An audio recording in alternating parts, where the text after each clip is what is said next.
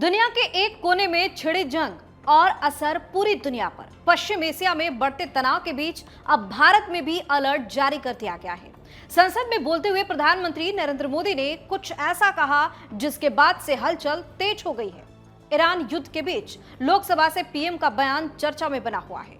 तेल gas supply पर भी सरकार की तरफ से जवाब अब खुलकर सामने आ गया है। नमस्कार, आप देख रहे हैं इनकोट, मैं हूं आपके साथ दिव्या सिंह। पश्चिम एशिया में जारी युद्ध ने वैश्विक हालत को अस्थिर कर दिया है और इसका असर अब भारत पर भी साफ तौर पर दिखने लगा है। इसी मुद्दे पर प्रधानमंत्री नरेंद्र मोदी ने आज लोकसभा में बयान दिया और उन्होंने कहा कि मौजूदा स्थिति चुनौतीपूर्ण है और भारत को इसके लंबे समय तक रहने वाले प्रभाव के लिए तैयार भी रहना होगा।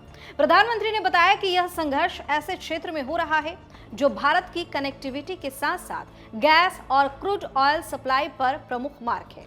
ऐसे में सप्लाई चेन प्रभावित होने का खतरा बना हुआ है। प्रधानमंत्री ने यह भी कहा कि इस युद्ध का सीधा असर आम लोगों की जिंदगी पर पड़ रहा है। वैश्विक स्तर पर पैदा हुई अस्थिरता के कारण आर्थिक दबाव बढ़ सकता है, जिसका असर महंगाई और जरूरी वस्तुओं पर दिख भी सकता है। उन्होंने देशवासियों से अपील करते हुए कहा कि जैसे कोविड-19 महामारी के दौरान देश ने एकजुट होकर हर चुनौती का सामना किया, वैसे इस बार भी धैर्य और एकता के साथ आगे बढ़ने की जरूरत है। साथ ही प्रधानमंत्री ने चेतावनी दी कि ऐसे संकट के समय कुछ असामाजिक तत्व हालात का गलत फायदा उठाने की कोशिश करते हैं। इसे देखते हुए सरकार ने सुरक्षा एजेंसियों को अलर्ट पर रखा है। तटीय सुरक्षा, सीमा सुरक्षा, साइबर सुरक्षा और देश के रणनीतिक ठिकानों की निगरानी को और मजबूत किया जा रहा है।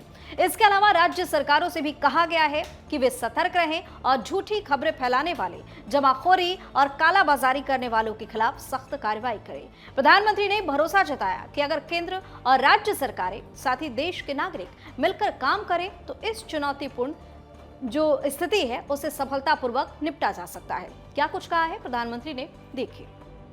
इस समय पश्चिमी एशिया की हालत चिंताजनक है। बीते 2-3 हफ्तों में जयशंकर जी ने और हरदीप पुरी जी ने इस विषय पर सदन को जरूरी जानकारी दी है। अब इस संकट को 3 सप्ताह से ज्यादा हो रहा है। इसका पूरे विश्व की अर्थव्यवस्था पर, लोगों के जीवन पर बहुत ही विपरीत असर हो रहा है। इसलिए पूरी दुनिया इस संकट के जल्द से जल्द समाधान के लिए सभी पक्षों से आग्रह भी कर रही है। अध्यक्ष महोदय, भारत के सामने भी इस युद्ध ने अप्रत्याशित चुनौतियां खड़ी कर दी हैं। ये चुनौतियां आर्थिक भी हैं, नेशनल सिक्योरिटी से जुड़ी भी हैं और मानवीय भी हैं। युद्धरत और युद्ध से प्रभावित देशों के साथ भारत के व्यापक व्यापारिक रिश्ते हैं। जिस क्षेत्र में युद्ध हो रहा है वो दुनिया के दूसरे देशों के साथ हमारे व्यापार का भी एक महत्वपूर्ण रास्ता है। विशेष रूप से कच्चे तेल और गैस की हमारी जरूरतों का एक बड़ा हिस्सा यही क्षेत्र पूरा करता है। हमारे लिए ये रीजन एक और कारण से भी अहम है। लगभग 1 करोड़ भारतीय खाड़ी देशों में रहते हैं और वहां काम करते हैं। वहां समंदर में जो कमर्शियल शिप चलते हैं उनमें भारतीय क्रू मेंबर्स की संख्या भी बहुत अधिक है। ऐसे अलग अलग कारणों के चलते भारत की चिंताएं स्वाभाविक रूप से अधिक है।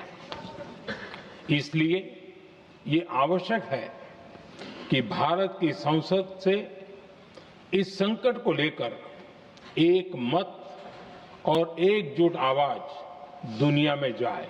इस युद्ध के कारण दुनिया में जो कठिन हालात बने हैं उनका प्रभाव लंबे समय तक बने रहने की आशंका है।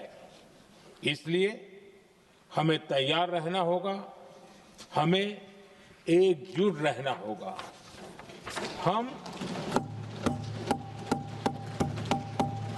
हम कोरोना के समय भी एकजुटता से ऐसी चुनौतियों का सामना कर चुके हैं।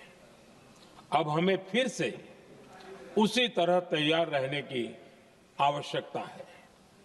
धीरज के साथ, संयम के साथ, शांत मन से हमें हर चुनौती का मुकाबला करना है। तो साफ है, जंग भले ही भारत से दूर हो, लेकिन इसका असर अब हमारे देश पर भी पड़ने लगा है। सरकार अलर्ट है, एजेंसियां तैयार है, लेकिन सबसे जरूरी है देश की एकजुटता। अब देखना होगा कि आने वाले दिनों में हालात किस दिशा में जाते हैं और भारत इस वैश्विक संकट का सामना किस तरह से मिलकर करता है। आप अपनी राय हमें कमेंट करके जरूर बताएं। चैनल को सब्सक्राइब करें, वीडियो को लाइक और शेयर जरूर करें। बहुत बहुत धन्यवाद।